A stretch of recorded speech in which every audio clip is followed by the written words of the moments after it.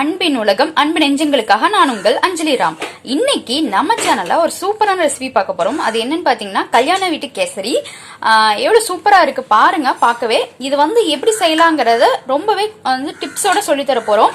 இதே மாதிரி நீங்களும் ட்ரை பண்ணுங்க, நல்லா இருக்கும். பார்க்கவே எவ்வளவு சூப்பரா இருக்குல்ல. வாங்க இந்த ரெசிபி எப்படி செய்யலாம்னு பார்க்கலாம்.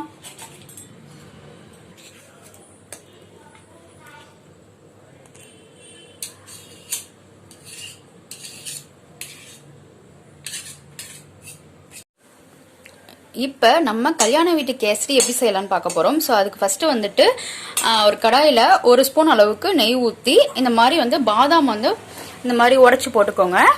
கொஞ்சம் கொஞ்சமா நறுக்கி ஃபர்ஸ்ட் இதை வறுத்து எடுத்துக்கலாம். ஏன்னா பாதாம் ரோஸ்ட் ஆக கொஞ்சம் டைம் எடுத்துக்கோங்கிறதுனால ஃபர்ஸ்ட் இதை ரோஸ்ட் பண்ணிப்போம்.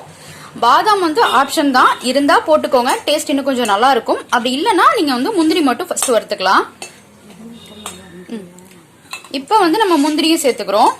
சும்மா ஒரு 30 செகண்ட் வறுத்துட்டு முந்திரி சேர்த்துக்கோங்க. ரெண்டும் ஒன்னாவே ஃப்ரை ஆக ஆரம்பிச்சிடும்.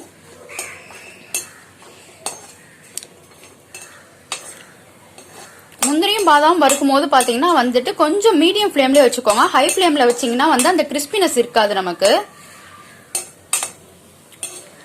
இந்த மாதிரி குட்டி குட்டி டிப்ஸ் எல்லாம் ஃபாலோ பண்ணி செய்யும் போது சூப்பராகவே இருக்கும்.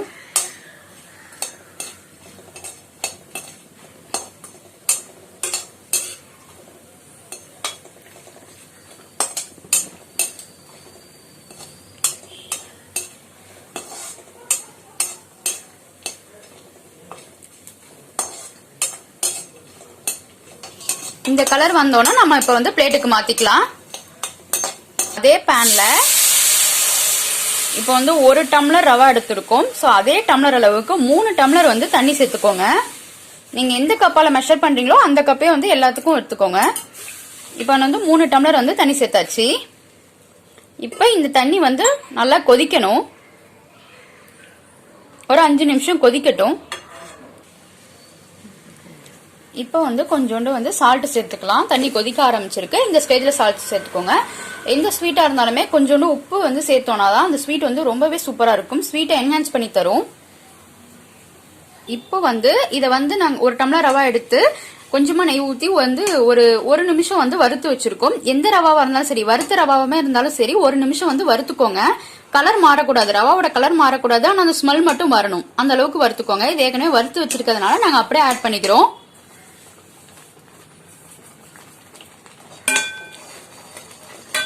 இப்போ இந்த ரவா இந்த தண்ணியோட நல்லா கலக்கி கட்டியாக கூடாது. ஸோ கைவிடாம கிண்டிட்டே இருங்க.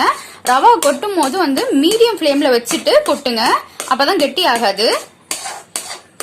இப்படி நல்லா கிண்டிட்டு இந்த ரவா வேகிற வரைக்கும் வெயிட் பண்ணணும். இப்படியே ஒரு 5 மினிட்ஸ் இருக்கட்டும். நல்லா மிக்ஸ் பண்ணி விட்டுட்டே இருங்க. ஒரு 5 மினிட்ஸ் ஆனதுக்கு அப்புறம் நம்ம ஜீனி சேர்த்துக்கலாம். இப்போ நம்ம ஜீனி ஆட் பண்ணிக்கலாம். 1 கப் ரவா சொன்னோம்னா நாங்க இன்னைக்கு 1.5 கப் ஆட் பண்றோம். 1.5 கப்புங்கிறது பாத்தீங்கன்னா ஸ்வீட் ரொம்பவும் இருக்காது, லைட்டாவும் இருக்காது, கொஞ்சம் மீடியமா இருக்கும். ஸ்வீட் அதிகமா வேணும் அப்படின்னு நினைக்கிறவங்க 2 கப் போட்டுக்கோங்க, கரெக்டா இருக்கும். இன்னைக்கு நாங்க ஆட் பண்றது 1.5 கப்பு. இன்னொன்னு இது நைஸ் ரவா அப்படிங்கறதுனால சீக்கிரமாகவே வெந்துருச்சு. நீங்க பெரிய ரவா எடுத்தீங்கன்னா இன்னும் கொஞ்சம் ஒரு 5 நிமிஷங்கிறது ஒரு 7 நிமிஷம் வரைக்கும் பாருங்க. நல்லா வெந்துச்சுதான் கையில எடுத்து டெஸ்ட் பண்ணிட்டு நம்ம ஜீனி ஆட் பண்ணணும். அப்படி இல்லைன்னா ஜீனி ரவா வேகத்துக்கு முன்னாடி ஆட் பண்றோம்னா நமக்கு கேசரி நல்லா இருக்காது. கையில ஒரு மாதிரி பிசு பிசுன்னு ஒட்டிக்கிட்டே இருக்கும். இப்ப நம்ம ஜீனியும் போட்டு நல்லா மிக்ஸ் ஆகணும். அது நல்ல ஒரு மாதிரி திரண்டு வரணும். அப்படி வர வரைக்கும் இதை நல்லா மிக்ஸ் பண்ணிட்டே இருங்க. இதுல பாத்தீங்கன்னா தெரியும், குட்டி குட்டியா கெட்டி கெட்டியா இருக்கும். அது கெட்டியாக தான் செய்யும். இதை இப்பதான் நம்ம அப்படியே உடைச்சு விடணும். அப்படி உடைச்சு விடும்போது கெட்டிலாம் இல்லாம நல்லா இருக்கும். இப்போ கேசரி கலர் ஆட் பண்ணிக்கலாம்.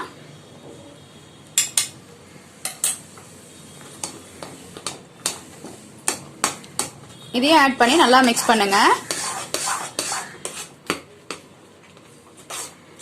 இதுல நம்ம இப்ப ஏலக்காய் ஆட் பண்ண போறோம். ஏலக்காய் டைரக்டா அப்படியே நம்ம பிச்சு போடாம அந்த ஏலக்காயில உள்ள சீடை மட்டும் எடுத்து இந்த மாதிரி இடிக்கல்ல வச்சு இந்த மாதிரி பவுடர் பண்ணி போடுங்க. பிளேவர் ரொம்பவே சூப்பரா இருக்கும். அப்பதான் அந்த கல்யாண வீட்டு கேசரி மாதிரி மணக்கும். இந்த ஸ்டேஜ் வந்ததுக்கு அப்புறம் பாத்தீங்கன்னா இந்த மாதிரி திரண்டு வர ஆரம்பிச்சிருச்சு. இப்ப நீங்க கொஞ்சம் கொஞ்சமா நெய் ஆட் பண்ணிக்கோங்க. இப்ப நாங்க ஒரு 2 ஸ்பூன் அளவுக்கு நெய் ஆட் பண்ணிருக்கோம்.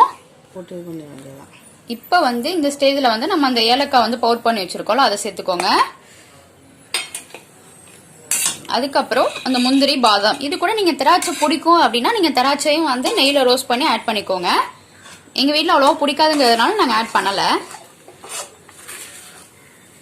பாத்தீங்களா எப்படி திரண்டு வருது பாருங்க. இந்த மாதிரி வந்தாதான் வந்து நம்ம வந்து ஒட்டாம இருக்கும், பார்க்கவே ரொம்ப சூப்பரா இருக்கும். இதுல வந்து நெய் மட்டும் இன்னும் கொஞ்சம் ஆட் பண்ணிக்கலாம். இன்னும் 2 ஸ்பூன் நெய் சேர்த்துக்கிட்டோம். அவ்வளவுதான். மொத்தமாவே ஒரு 10 மினிட்ஸ்ல கல்யாண வீட்டு கேசரி ரெடி ஆயிடுச்சு. இதை நம்ம இப்ப வந்து பிளேட்ல மாத்திக்கலாம். பாருங்க எப்படி வருது பாருங்க. ஒட்டாம இந்த மாதிரி திரண்டு வரணும், ஒட்டக்கூடாது. இதுதான் வந்து கரெக்டான பதம். இப்ப நம்ம பிளேட்ல மாத்திக்கலாம். இப்ப பாருங்க ரொம்பவே சூப்பரான கல்யாண வீட்டு கேசரி ரெடி ஆயிட்டு. டெக்ஸ்சர் பார்க்கவே தெரியுதா, அந்த ஷைனிங்கா இருக்கு பாருங்க, ரொம்பவே சூப்பரா இருக்கும். நான் எடுத்து காமிக்கிறேன் பாருங்க எவ்வளவு சூப்பரா இருக்குன்னு சொல்லிட்டு. பாத்தீங்களா எப்படி வருது பாத்தீங்களா? பார்க்கவே உங்களுக்கே டெம்டிங்கா இருக்கும்னு நினைக்கிறேன். இதே மாதிரி நீங்களும் ட்ரை பண்ணி பாருங்க, உங்களுக்கும் கண்டிப்பா ரொம்பவே பிடிக்கும். ட்ரை பண்ணி பார்த்துட்டு எப்படி இருக்குன்னு உங்க கமெண்ட் எங்க கூட ஷேர் பண்ணுங்க. எங்க வீடியோஸை உங்க ஃப்ரெண்ட்ஸ் கூட ஷேர் பண்ணுங்க. மறக்காம சப்ஸ்கிரைப் பண்ணுங்க.